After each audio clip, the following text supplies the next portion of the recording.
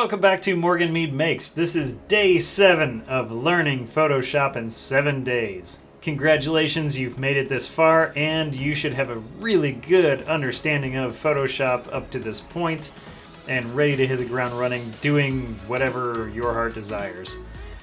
Today we're going to be talking about not Photoshop techniques, but getting more out of Photoshop.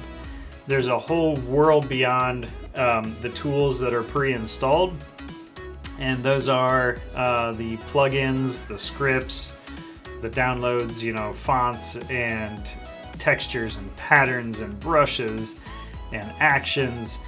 There's so much more to this, and you can extend Photoshop well beyond its base programming to get way more out of it. Okay, to start with, I wanted to talk about plugins. So we do have this little plugins menu in Photoshop, and if we just hit plugins panel, it'll open up this little panel that's blank by default. We don't have any plugins installed yet. But if we hit discover plugins, it's going to take us to the marketplace for plugins. And what we can do is scroll down to all plugins, make sure Photoshop is checked, and this will show us sorted by the most popular by default, all the plugins that are available to us just from Adobe's marketplace. Now obviously there's more plugins that you can get from other websites, but these are just the ones that are on the marketplace here. I encourage you to just scroll through these and see if there's anything useful to your workflow in here. Let's see here. What's interesting? Here's a beauty retouching plugin, using 3D objects plugin. Keep in mind, some of these might have been created years ago on a previous version of Photoshop, and a lot of these Photoshop might have already added a feature that's similar. For instance, I know that Photoshop can handle 3D objects, so this might be a really old plugin. There's color designer, luminosity masks, like I said, scroll through. There might be something really useful in here for you. And once you do have it, you can just add it right here and then use it. I'm going to show you 2 plugins that aren't on the marketplace that are available via the websites. This one right here is the Camera Raw plugin. Definitely if you're into photography and you shoot raw images, you're going to need the Camera Raw plugin, and it enables you to import and color grade and use those raw images. The other plugin that I really recommend is the NVIDIA Texture Tools exporter. So this is if you're into 3D modeling like I am, if you use Maya or Blender or 3ds Max or whatever. This plugin is super useful for creating cube maps, MIP mapping, creating normal maps out of just regular 2D images, working with transparencies and so on. And it can also save a lot of file size with its specialized compression techniques. So this is a really good free plugin if you're into 3D modeling. All right, so I want to show you this image that I found online in a forum somewhere. This is not my image, and I don't know who created it, but it's fairly nondescript. So if you created it, thank you. So if I wanted to learn how to composite render passes in Photoshop, maybe I found this image online and I want to use it to practice, which is what we want to do today. I'm looking at this and there's no real good way of stacking these images on top of each other in separate layers so that we can properly composite them. And it would be a lot of work to manually separate these out into individual layers to work with. So we're going to look at some of Photoshop's built-in automation. So the first thing I need to do is grid this image up into 10 different identical rectangles containing these little heads. So I'm going to take a look at how big this image actually is by going to Image, Image Size. And I'm going to change this to pixels. So I can see that it is 1200 pixels wide. That's going to be useful information for us. So 1200. I'm going to hit cancel. And I'm going to go to Edit and Preferences. And I'm going to go to Guides, Grid, and Slices. Change that to Pixels. And then, since we have 5 going across, I can't divide it right in half, or we'll have a grid line right down the center of this middle guy's face. So we need to do a little bit of math. Let's get the calculator. And I need to figure out what is 1200 divided by 5. So 240. So each of those heads are in a box that is 240 pixels wide. So let's put a grid line every 240 pixels. And I don't really care about the subdivisions, but we'll leave it. Now you don't see anything change. That's because I don't have my grid visible right now. So let's turn that on under the View menu. I'm going to Show Grid. Now I can see my grid. We're going to take the rectangle marquee tool, and I'm going to select right on that grid line, and I'm going to Control J to make that selection a new layer. And I'm going to go back to my background, and I'm going to do this again. Okay, now they're all separated into layers. I'm going to go ahead and trash that background layer because I don't need it anymore. And I want to name the layers according to what layer pass they are. So I'm going to just double click on the layer name, and I'm going to type in the different layer names real quick. All right, now all my layers are named, and I want to turn off that grid because I don't like looking at it. All right, so now I want to get these layers stacked on top of each other so that they line up exactly. The way I'm going to do that is to export all the layers out individually into their own files, and then I'm going to re-import them into a layer stack in a document that is sized up appropriately.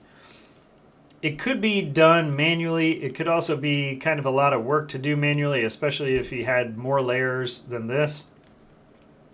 So what I'm going to do is show you a cool trick to automate this and make it real fast. I'm going to go up here to the File menu, and I'm going to go to Export, and I'm going to go to Layers to Files. That's going to take all your layers and the layer names that you put, and it's going to save them all as individual files. So I'm going to choose my folder. That's the folder I want. Yeah, I don't need a prefix on my file, so I'm just going to delete that. That would just append some text in front of your layer name if you needed that. I'm going to, it doesn't matter if I do visible layers only because it's every layer. And my file type is going to be, let's do PNG 24. And I don't need transparency.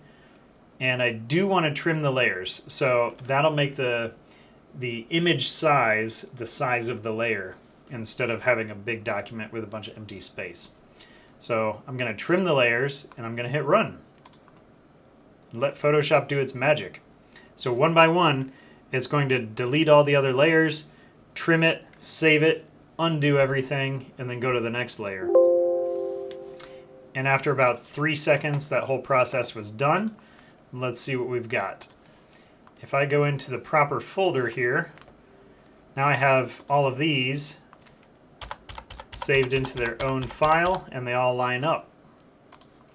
So now I can re-import them back into a new document. So now I can go down here to Scripts, and I can do Load Files into Stack. The stack that it's referring to is the layer stack. So I'm going to grab Files, and I'm going to pick everything except for that layer passes one at the bottom because that's all of them. So I'm going to just select all these and hit OK. It's going to populate it right here, and I'm going to hit OK.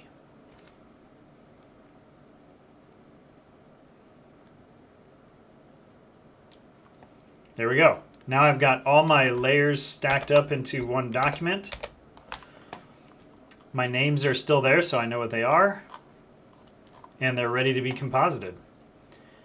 So the easiest way to composite something like this, again, would be like, let's say I need to get rid of the black that's around there.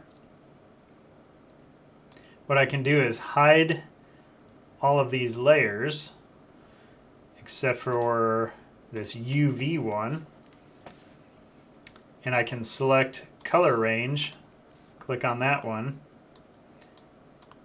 change my fuzziness so that I am in fact selecting it, hit OK, and then I can just use that as a layer mask for everything else, or for an entire layer set.